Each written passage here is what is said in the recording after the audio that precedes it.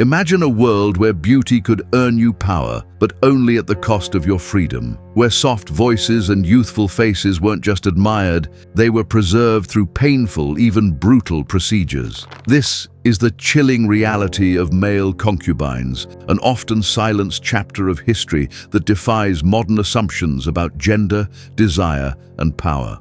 Long before our age of discretion and legal equality, these young men were hand-picked, groomed, and often broken to serve emperors, kings, and aristocrats. Their lives were not their own. Their purpose, pleasure, diplomacy, influence, and sometimes sacrifice. Contrary to popular belief, male concubines were not rare. They were deeply entrenched in the structure of ancient societies, their roles often extending far beyond the bedroom.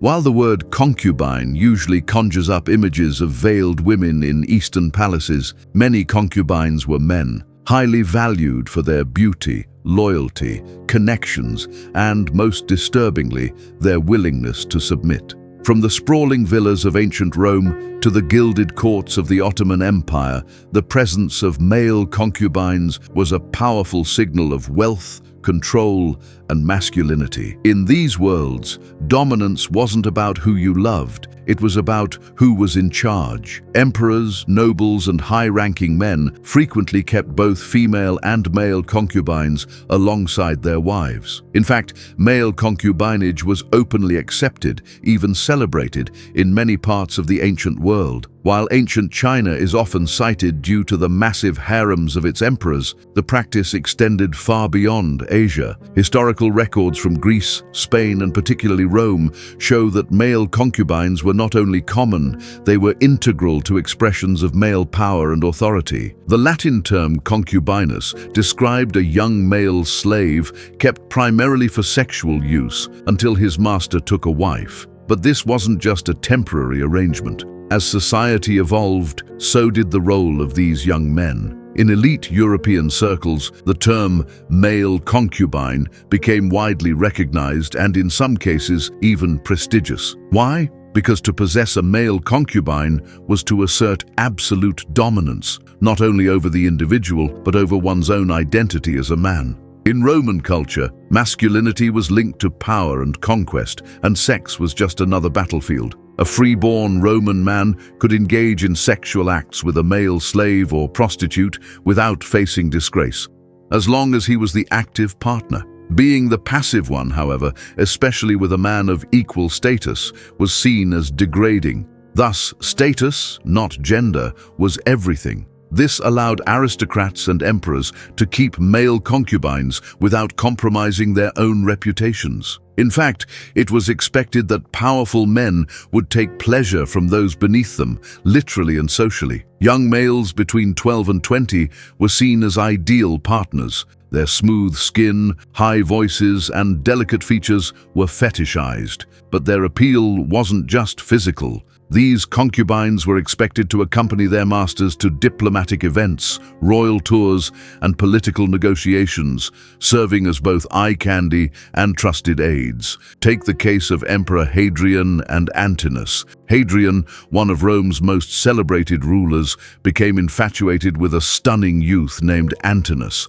But Antinous was more than a romantic partner. He was a political companion, accompanying the emperor on state visits, attending major functions, and being present at imperial ceremonies. When Antinous mysteriously drowned in the Nile, Hadrian was so devastated he declared the boy a god, erecting temples in his honor across the empire. Antinous was immortalized not just as a lover, but as a symbol of divine power, love, and loss. These relationships often had an academic dimension as well. Patrons would tutor their young concubines in philosophy, rhetoric, art, and literature. The young men were expected to engage in debates, recite poetry, and demonstrate intellectual skill. This wasn't merely for show, it was part of maintaining elite status. One notable example is Horace, the great Roman poet. As a youth, he was taken in by Maecenas, a powerful advisor to Augustus. Their relationship blossomed into one of patronage,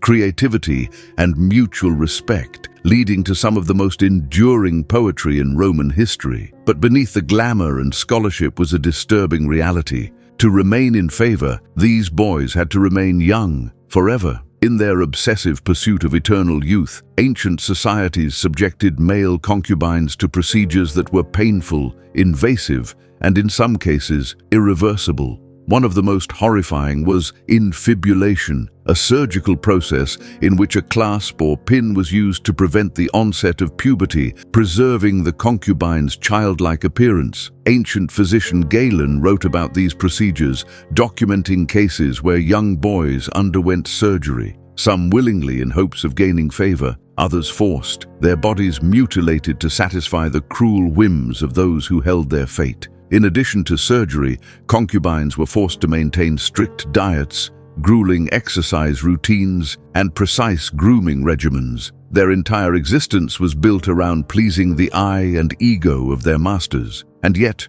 for all their beauty and influence, male concubines lived in a world fraught with danger and stigma. In societies obsessed with honor, sexual roles were political ammunition. A man could rise or fall on the perception of what he did in private. The Lex Scantinia, a Roman law, criminalized certain acts with freeborn youths and was often used as a tool against political enemies. Julius Caesar, for example, was plagued by rumors of a sexual relationship with King Nicomedes IV of Bithynia. His opponents labeled him the Queen of Bithynia, suggesting he had taken the passive role, an unforgivable insult to Roman masculinity. Cicero and others never let the accusation die, weaponizing it throughout Caesar's career to undermine his authority. Another victim of scandal was Lucius Aelius Sejanus, a powerful figure under Emperor Tiberius. He was accused of inappropriate ties to male concubines,